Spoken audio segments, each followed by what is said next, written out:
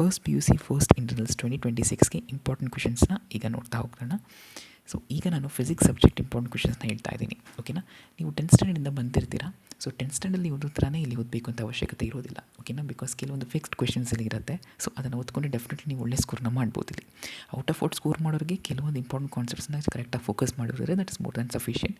So ಯಾವ್ದು ಕರೆಕ್ಟಾಗಿ ಓದಬೇಕು ಅಂತ ನಾನು ವಿಡಿಯೋದಲ್ಲಿ ಹೇಳಿದ್ದೀನಿ, ಕೊನೆಯವರೆಗೂ ಸ್ಕಿಪ್ ಮಾಡಿದೆ ನೋಡಿ. First chapter is units and dimensions. ನೋಡಿ, this is very simple chapter. ಇದರಿಂದ ನಿಮಗೆ ಜನರಲಿ ನಿಮಗೆ 2 to 3 ಕ್ವೆಶನ್ಸ್ ಬರ್ಬೋದು. ಓಕೆನಾ, ಸೊ ಫಸ್ಟ್ ಕ್ವೆಶನ್ ನೋಡಿ, name 2 physical quantity that has unit but no dimension. ಇದನ್ನು ಅವರು MCQs ಅಲ್ಲಿ ಕೇಳೋ ಚಾನ್ಸಸ್ ಇದೆ. ಓಕೆ, MCQs ಅಲ್ಲಿ ಕೇಳ್ಬೋದು. Write down the 7 base units in SI system. ಇದನ್ನು 3 ಮಾರ್ಕ್ಸ್ ಆರ್ ಕೆಲವೊಂದ್ಸಲ 5 ಮಾರ್ಕ್ಸಲ್ಲಿ ಕೇಳೋ ಚಾನ್ಸಸ್ ಇರುತ್ತೆ. ಓಕೆನಾ, ಕೆಲವೊಂದು ಡಿಸ್ಟ್ರಿಕ್ಟಲ್ಲಿ 5 ಮಾರ್ಕಲ್ಲಿ ಕೇಳ್ತಾರೆ. That is why. Next third question, state the principle of homogeneity of dimensions. ಇದನ್ನು ಅವರು 2 ಮಾರ್ಕ್ಸಲ್ಲಿ ಕೇಳೋ ಚಾನ್ಸಸ್ ಇರುತ್ತೆ. Next, check the dimensional consistency of the equation ಅಂತ 2 ಈಕ್ವೇಷನ್ ಕೊಟ್ಟಿರ್ತಾರೆ ಇಲ್ಲಿ. ಓಕೆ, ಇದನ್ನು ಕೊಟ್ಟಿರ್ತಾರೆ, ನೀವು ಅದನ್ನು ಡೈಮೆನ್ಷನಲಿ ಅದು LHS is equal to RHS ಅಂತ ಪ್ರೂವ್ ಮಾಡಬೇಕು. Okay, this is the method which you need to follow. ಅದೇ ಥರ ಇಲ್ಲೊಂದು ಈಕ್ವೇಷನ್ ಇದೆ, ಇದನ್ನು ಜನರಲಿ ಅವರು 2 to 3 ಮಾರ್ಕ್ಸಲ್ಲಿ ಕೇಳ್ಬೋದು. ಓಕೆನಾ, ಆ್ಯಂಡ್ ನೆಕ್ಸ್ಟ್ ಇದು ಒಂದು ಇಂಪಾರ್ಟೆಂಟ್ 5 ಮಾರ್ಕ್ ಕ್ವೆಶನ್ ಆಗುತ್ತೆ. ಓಕೆನಾ, ಕೆಲವೊಂದು ಸಲ ಇದನ್ನು ಕೇಳಿಬಿಡ್ತಾರೆ 5 ಮಾರ್ಕ್ಸಲ್ಲಿ. ಈ ಚಾಪ್ಟರಿಂದ 5 ಮಾರ್ಕ್ಸ್ ತುಂಬ ರೇರ್ ಬರೋದು.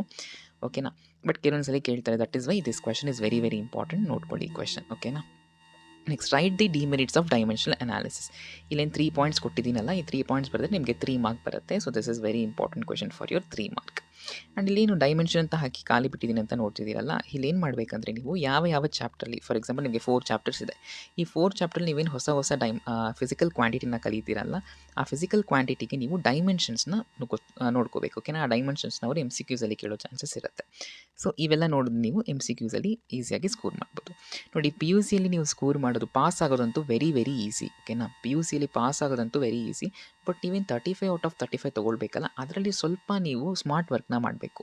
ಆ ಸ್ಮಾರ್ಟ್ ವರ್ಕ್ ಏನೇನು ಮಾಡಬೇಕು ಅಂತೆಲ್ಲ ನಾನು ಮುಂದೆ ವೀಡಿಯೋಸಲ್ಲಿ ಹೇಳ್ತೀನಿ. Okay, next, and here second chapter ಬಂದು ಮೋಷನ್ ಇನ್ 1 ಡೈಮೆನ್ಷನ್ ಅಥವಾ ಮೋಷನ್ ಇನ್ ಸ್ಟ್ರೈಟ್ ಲೈನ್ ಅಂತ ಕರೀತಾರೆ. ಇಲ್ಲಿ ಫಸ್ಟ್ ಇಂಪಾರ್ಟೆಂಟ್ ಕ್ವೆಶನ್ ಬಂದು ಡಿಫೈನ್ ಡಿಸ್ಪ್ಲೇಸ್ಮೆಂಟ್ ಅಂಡ್ ಇನ್ಸ್ಟಂಟೇನಿಯಸ್ ವೆಲಾಸಿಟಿನ 2 ಮಾರ್ಕ್ಸಲ್ಲಿ ಕೇಳ್ತಾರೆ. ಓಕೆನಾ, ಆ್ಯಂಡ್ ಈ ಚಾಪ್ಟರಿಂದ 5 ಮಾರ್ಕ್ಗೆ very very important 100% guarantee question ಇದೆ. ಓಕೆನಾ, 100% ಕೇಳ್ತಾರೆ. ಯಾವುದು? Derive graphically the equations of motion. ಈ ಸೆಕೆಂಡ್ ಮತ್ತು ಥರ್ಡ್ ಕ್ವೆಶನ್ ಇದೆಯಲ್ಲ, that is very very important for 5 mark. Next, draw a XT graph for uniform linear accelerated motion. ನೋಡಿ, XT ಗ್ರಾಫ್ನ ಬರೀಬೇಕಾಗುತ್ತೆ for uniform linear accelerated motion. Define speed, uniform speed, average speed, ಅದನ್ನು 2 ಮಾರ್ಕ್ಸಲ್ಲಿ ಕೇಳ್ತಾರೆ. What does area under VT graph represent? ಇದನ್ನು ಅವರು MCQs ಅಲ್ಲಾದರೂ ಕೇಳ್ಬೋದು, 1 ಮಾರ್ಕಲ್ಲಾದರೂ ಕೇಳ್ಬೋದು. ಅದೇ ಥರ ನಿಮಗೆ 7th ಕ್ವೆಶನ್ ಅಷ್ಟೇ, ಸ್ಲೋಪ್ ಆಫ್ XT ಮತ್ತು VT ಏನನ್ನ ತಿಳಿಸುತ್ತೆ, MCQ ಆರ್ 1 ಮಾರ್ಕ್. ನೆಕ್ಸ್ಟ್ ಇಲ್ಲಿ ನೋಡಿ, XT ಗ್ರಾಫ್ ಮತ್ತು VT ಗ್ರಾಫ್. ಇದು VT, ಇದು XT ಗ್ರಾಫಲ್ಲಿ ಏನು ಮಾಡಬೇಕಂದ್ರೆ ಯೂನಿಫಾರ್ಮ್ ಮೋಷನ್ ಅಂದರೆ ಹೀಗಿರುತ್ತೆ. VT ಗ್ರಾಫಲ್ಲಿ ನಿಮಗೆ ಈ ಥರ ಇರುತ್ತೆ, ಬಿಕಾಸ್ ವೆಲಾಸಿಟಿ ಕಾನ್ಸ್ಟೆಂಟ್ ಇರಬೇಕಲ್ಲ. So this is VT graph. ಇದನ್ನು 2 ಮಾರ್ಕ್ಸಲ್ಲಿ ಕೇಳ್ತಾರೆ. Next, SI unit of speed, velocity, acceleration. ಇದ್ರ ಡೈಮೆನ್ಷನ್ಸ್ನು ನೀವು ನೋಡ್ಕೋಬೇಕಾಗುತ್ತೆ. Speed dimension LT-1, velocity dimension same LT-1, acceleration dimension LT-2. ಇದನ್ನು ನೋಡ್ಕೊಳ್ಳಿ. ಈಗ ನಾವು ನೋಡೋ ಚಾಪ್ಟರ್ ಬಂದು ಮೋಷನ್ ಇನ್ ಎ ಪ್ಲೇನ್ ಅನ್ನೋ ಚಾಪ್ಟರ್. ಇದನ್ನು ಅವರು ಮೋಷನ್ ಇನ್ 2 ಡೈಮೆನ್ಷನ್ ಅಂತಲೂ ಹೇಳಿ ಕರೀತಾರೆ. ನೋಡಿ, ಇದರಲ್ಲಿ ಫಸ್ಟ್ ಕ್ವೆಶನ್ ಬಂದು 3 ಮಾರ್ಕ್ಸ್ಗೆ ವೆರಿ ವೆರಿ ಇಂಪಾರ್ಟೆಂಟ್ ಕ್ವೆಶನ್. ಯಾವುದು ಅಂದರೆ state and explain triangle law of vector addition. ಇದನ್ನು 3 ಮಾರ್ಕ್ಸಲ್ಲಿ ಕೇಳ್ತಾರೆ. And parallelogram of law of vector ಅಡಿಷನ್ನು ಇವರು 3 ಮಾರ್ಕ್ಸಲ್ಲಿ ಕೇಳ್ತಾರೆ. Next, difference between scalar and vector. ನೋಡಿ, ಸ್ಕೇಲಾರ್ ಆ್ಯಂಡ್ ವೆಕ್ಟಾರ್ ಡಿಫ್ರೆನ್ಸ್ ಅವರು 2 ಮಾರ್ಕ್ಸ್ಗೆ ಕೇಳೋ ಚಾನ್ಸಸ್ ಇರುತ್ತೆ, ನೀವು ಅದನ್ನು ನೋಡ್ಕೊಳ್ಬೇಕಾಗುತ್ತೆ. ಮತ್ತು write expression for trajectory of projectile, ಇದನ್ನು 2 ಮಾರ್ಕ್ಸಲ್ಲಿ ಕೇಳ್ತಾರೆ.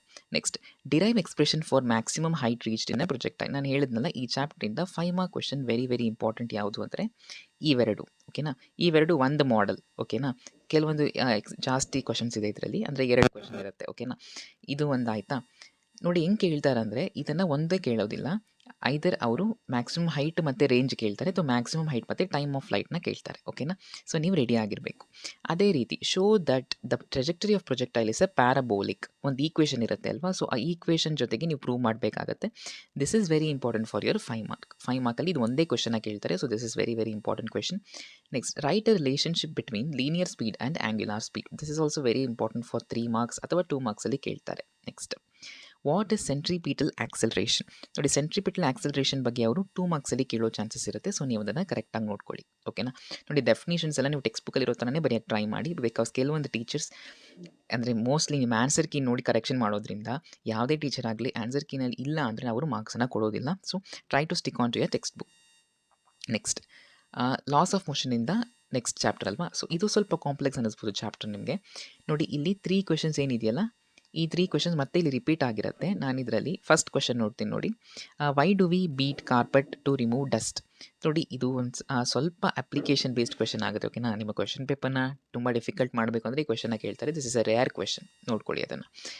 This is very very important question. ಇದರ ಡೆಡ್ ಆಪೋಸಿಟ್ ಇದು. ಓಕೆನಾ? ಖಂಡಿತ ಈ ಕ್ವೆಶನ್ನ ಕೇಳೋ ಚಾನ್ಸಸ್ ಇರುತ್ತೆ 5 ಮಾರ್ಕಲ್ಲಿ. 99% ಕೇಳ್ತಾರೆ ನಿಮ್ಮ ಪೇಪರಲ್ಲಿ. ಓಕೆನಾ? State Newton second law of motion and hence derive F is equals to M A. So ಇದನ್ನು ಕೇಳೋ ಚಾನ್ಸಸ್ ಇರುತ್ತೆ. ತುಂಬ ಇಂಪಾರ್ಟೆಂಟಾಗಿ ಅದನ್ನು ಓದ್ಕೊಳ್ಳಿ. ಓಕೆನಾ? ಲಾನ ನೀವು ಬರೀಬೇಕಾದ್ರೆ ಟೆಕ್ಸ್ಟ್ ಬುಕ್ಕಲ್ಲಿರೋ ಥರನೇ ಬರೀರಿ, ನೀವು ಓನಾಗಿ ಬರೆಯೋಕ್ಕೆ ಹೋಗಬೇಡಿ. ಓಕೆನಾ? ಏನೇ ಬರೆದ್ರೂ ಅವ್ರು ಮಾರ್ಕ್ಸ್ ಕೊಡಲ್ಲ, ಟೆಕ್ಸ್ಟ್ ಬುಕ್ಕಲ್ಲಿರೋ ಥರ ಬರೀಬೇಕು. Next, Newton's third law of motion, prove state and proof principle of conservation of linear momentum. ಇದನ್ನು ಅಷ್ಟೇ 5 ಮಾರ್ಕಲ್ಲಿ ಕೇಳ್ತಾರೆ ಈ ಕ್ವೆಶನ್ನ. ಓಕೆನಾ? ನೋಡಿ, ಈ ಲಾಸ್ ಮತ್ತು ಡೆಫಿನೇಷನ್ಸ್ ಎಲ್ಲ ನಾವು ಓನಾಗಿ ಬರೀಬಾರ್ದು. ಬಿಕಾಸ್ ಲಾಸ್ ಅಂದರೆ ಅದೇ ಏನು ಲಾ ಹೇಳುತ್ತೋ ಅದನ್ನೇ ಬರೀಬೇಕಲ್ವಾ? ನೀವು ಎಕ್ಸ್ಪ್ಲನೇಷನ್ ಕೊಟ್ಟರೆ ಮಾರ್ಕ್ಸ್ ಕೊಡೋದಿಲ್ಲ. ಬೇಕಂದರೆ ಲಾನ ಬರೆದು ಎಕ್ಸ್ಪ್ಲೈನ್ ಮಾಡಿ, no problem. But just explanation ಬರುತ್ತೆ, you won't get any mark. Next ನೋಡಿ, ನಾವೀಗ ಅಫಿಷಿಯಲ್ ಆಗಿ ನ್ಯೂಟನ್ಸ್ ಲಾಸ್ ಆಫ್ ಮೋಷನಿಂದ ಇಂಪಾರ್ಟೆಂಟ್ ಕ್ವೆಶನ್ಸ್. ಫಸ್ಟ್ ಕ್ವೆಶನ್ ಬಂದು ಅರಿಸ್ಟಾಟಲ್ಸ್ ಫ್ಯಾಲಸಿ. ಇದು 2 ಮಾರ್ಕ್ಸಲ್ಲಿ ಕೇಳ್ತಾರೆ, ನೋಡ್ಕೊಳ್ಳಿ. ಆ್ಯಂಡ್ ಅದೇ ಹೇಳಿದ್ನಲ್ಲ, 5 ಮಾರ್ಕ್ ಕ್ವೆಶನ್ ಇದಾಯಿತು, ರಿಪೀಟ್ ಆಗಿದೆ. Next, define impulse. ಇಂಪಲ್ಸ್ ಅನ್ನೋದು ಅವ್ರು ಕೇಳ್ತಾರೆ ನೋಡಿ, ಅದನ್ನು 2 ಮಾರ್ಕ್ಸಲ್ಲಿ ಕೇಳ್ತಾರೆ.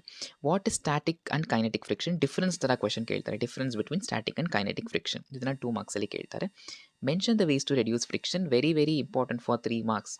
ಬರೆದಿಟ್ಕೊಳ್ಳಿ, ಈ ಕ್ವೆಶನ್ನ ಕೇಳೋ ಚಾನ್ಸಸ್ ತುಂಬ ಇದೆ. ಓಕೆನಾ? This is very very important. Text ಬುಕ್ಕಲ್ಲಿ ಅದನ್ನು ಬರೀರಿ. ಆ್ಯಂಡ್ ಈ ಚಾಪ್ಟ್ರಿಂದ ಒಂದು 5 ಮಾರ್ಕ್ ಕ್ವೆಶನ್ ಮುಂಚೆ ಹೇಳಿದ್ನಲ್ಲ, ಇದು ಎಕ್ಸ್ಟ್ರಾ ಇನ್ನೊಂದು ಆ್ಯಡ್ ಆಗಿದೆ. ಮ್ಯಾಕ್ಸಿಮಮ್ ವೆಲಾಸಿಟಿ ಯಾವಾಗ? ಲೆವೆಲ್ ರೋಡಲ್ಲಿ ಇರಬೇಕಾದ್ರೆ, ಬ್ಯಾಂಕ್ ರೋಡಲ್ಲಿ ಇರಬೇಕಾದ್ರೆ, ಮತ್ತು ಬ್ಯಾಂಕ್ ರೋಡಲ್ಲಿ ಫ್ರಿಕ್ಷನ್ ಇರಬೇಕಾದ್ರೆ. ಸೊ ಈ ಕ್ವೆಶನ್ಸ್ನ ಕೇಳ್ತಾರೆ. ಇದನ್ನು 5 ಮಾರ್ಕಲ್ಲಿ ಸ್ವಲ್ಪ ಜಾಸ್ತಿ ಇದೆ. ಓಕೆನಾ? ನೀವು ನೋಡ್ಕೊಂಡು ಅದನ್ನು ಅಟೆಂಡ್ ಮಾಡಬೇಕು. Next, state law of conservation of momentum. ಇದನ್ನು ಪ್ರೂವ್ ಮಾಡೋಕ್ಕೆ 5 ಮಾರ್ಕಲ್ಲಿ ಕೇಳ್ತಾರೆ. ಜಸ್ಟ್ ಸ್ಟೇಟ್ಮೆಂಟ್ ಕೇಳಿದ್ರೆ 2 ಅಥವಾ 3 ಮಾರ್ಕ್ಸಲ್ಲಿ ಕೇಳ್ತಾರೆ. ಓಕೆನಾ? ಅದನ್ನು ನೋಡ್ಕೊಳ್ಳಿ. ಆ್ಯಂಡ್ ನೆಕ್ಸ್ಟ್, ಪ್ರಾಬ್ಲಮ್ಸ್ ಬಗ್ಗೆ ನೋಡಿದ್ರೆ ನೋಡಿ, ಈ ನಿಮಗೆ ಮೋಸ್ಟ್ಲಿ 2 ಪ್ರಾಬ್ಲಮ್ ಅಥವಾ 1 ಪ್ರಾಬ್ಲಮ್ನ ಕೇಳ್ಬೋದು. ಮ್ಯಾಕ್ಸಿಮಮ್ 1 ಪ್ರಾಬ್ಲಮ್ ಕೇಳ್ತಾರೆ. ಸೊ ನೋಡಿ, ನಿಮಗೆ ಇರೋದೇ 4 ಚಾಪ್ಟರ್. 4 ಚಾಪ್ಟ್ರಲ್ಲಿ ಸೆಕೆಂಡ್, ಥರ್ಡ್ ಮತ್ತು ಫೋರ್ತ್ ಚಾಪ್ಟರ್ನ ನಿಮಗೆ ಪ್ರಾಬ್ಲಮ್ ಬರುತ್ತೆ. ಫೋರ್ತ್ ಚಾಪ್ಟರ್ ನೋಡ್ಕೊಳ್ಳಿ, ನಿಮಗೆ ಇಲ್ಲೇನು ಫಾರ್ಮುಲಾಸ್ ಇದೆಯಲ್ಲ ಇದ್ರ ಮೇಲೆ ಕೇಳೋ ಚಾನ್ಸಸ್ ಇರುತ್ತೆ. ಓಕೆನಾ? ಆ್ಯಂಡ್ ಸೆಕೆಂಡ್ ಆ್ಯಂಡ್ ಥರ್ಡ್ ಚಾಪ್ಟ್ರಲ್ಲಿ ತುಂಬ ಈಸಿ ಇರುತ್ತೆ ಪ್ರಾಬ್ಲಮ್ಸ್ ನಿಮಗೆ.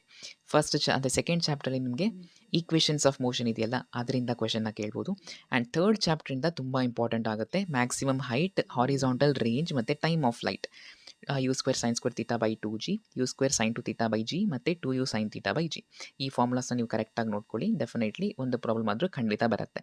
ಸೊ ನೀವು ಸ್ವಲ್ಪ ಸ್ಮಾರ್ಟ್ ವರ್ಕ್ ಹೇಗೆ ಮಾಡಬೇಕು ಅಂದರೆ, ಈ ಚಾಪ್ಟ್ರಿಂದ ನೀವು ಪ್ರಾಬ್ಲಮ್ಸ್ನ ಅಟೆಂಡ್ ಮಾಡಿ. ಓಕೆನಾ? ಕೊಟ್ಟರೆ ನಿಮಗೆ ತುಂಬ ಲಕ್ ಆಗುತ್ತೆ. So this is very important. ಈ ಚಾಪ್ಟ್ರಿಂದ ನೀವು ಪ್ರಾಬ್ಲಮ್ಸ್ನ ಸಾಲ್ವ್ ಮಾಡೋಕ್ಕೆ ಟ್ರೈ ಮಾಡಿ.